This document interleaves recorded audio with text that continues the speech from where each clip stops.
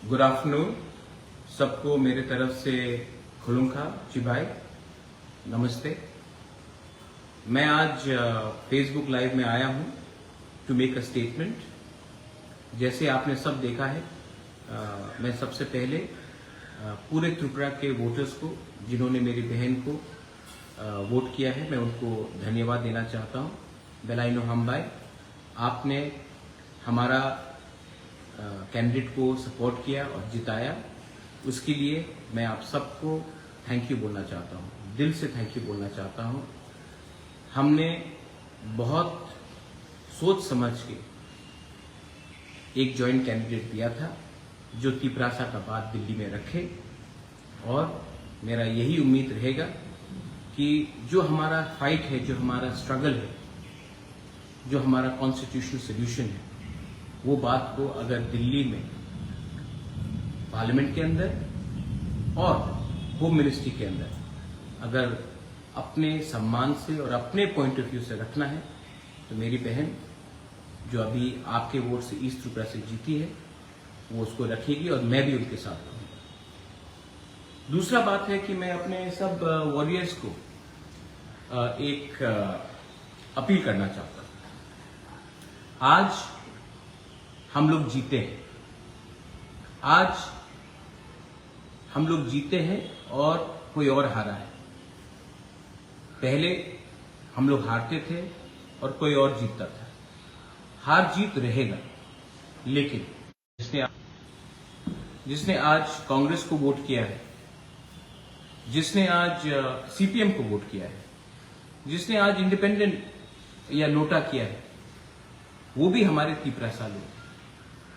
हमारा fight constitutional solution के लिए है, हमारा अधिकार के लिए है, हमारे गरीब बुकुंगबारा तिपरासा के लिए है, हमारे नेक्स्ट जनरेशन के लिए, हमारे यूथ के लिए। और अगर आज जीतने के बाद आपने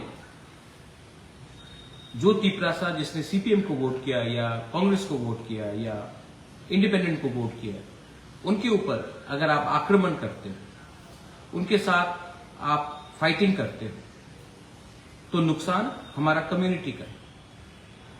देखो, अगर हमें कॉन्स्टिट्यूशनल सोल्यूशन मिलेगा, हमें अधिकार मिलेगा, हमारा राइट्स मिलेगा, तो ये सिर्फ मोथा या बीजेपी का तिपरासा के लिए नहीं है, ये पूरे जाति के लिए है। और ये बात आप हमेशा ध्यान रखिए कि जाति से बड़ा कोई पार्टी हो ही नहीं सकता। थोड़े दिन पहले मैंने देखा कि कुछ फाइट हुआ, जब तिपरासा को मारता है और लोग आके मुझे कहते हैं, अरे बुबागरा, वो तो सीपीएम का था, वो कांग्रेस का था, वो यहां का था। वो भी हमारा ही तिपरासा है। ये ध्यान रखे चलिए कि हम लोग सिर्फ 30% है, और अगर 30% एक दूसरे के संग फाइट करते रहे तो आपको कुछ मिलने वाला नहीं है। मैं देख रहा हूं इंडिया में क्या रिजल्ट आ रहा है, पूरे इंडिया में क्या रिजल्ट आ रहा है।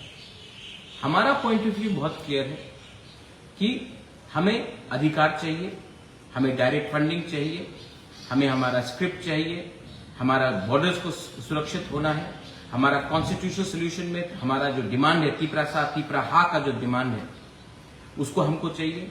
और उसको हम अब दिल्ली जाकर, क्योंकि इलेक्शन हो चुका है, हम दिल्ली जाकर अपने पॉइंट ऑफ व्यू से इसको निगोशिएट करेंगे। और मैंने ये पहले से भी कहा है और आज भी कहूंगा कि हमारा गोल बहुत क्लियर है।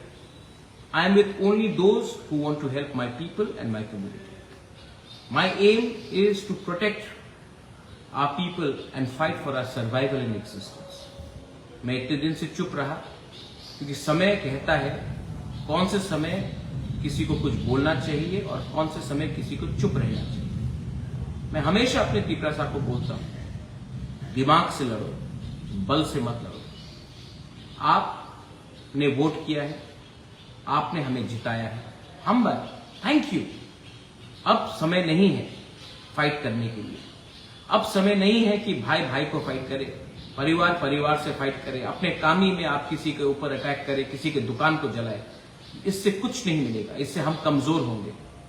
अगर हमको आगे बढ़ना है तो हमें एक होकर एक आवाज में, नॉट एज मोथा और BJP But as Tiprasas, as you may be in any party, Congress, BJP, CPM, IPFT, INPT, independent, whatever party, we have to speak as one. Only then we can achieve something. 2025-26 में delimitation है, उससे पहले हमको कुछ चाहिए.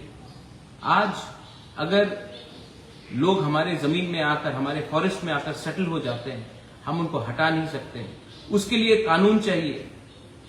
आज हमारे बच्चे लोग जो इंग्लिश मीडियम स्कूल में पढ़ना चाहते हैं, जो अच्छे जिंदगी बनाना चाहते हैं, उनके लिए हमें कानून चाहिए.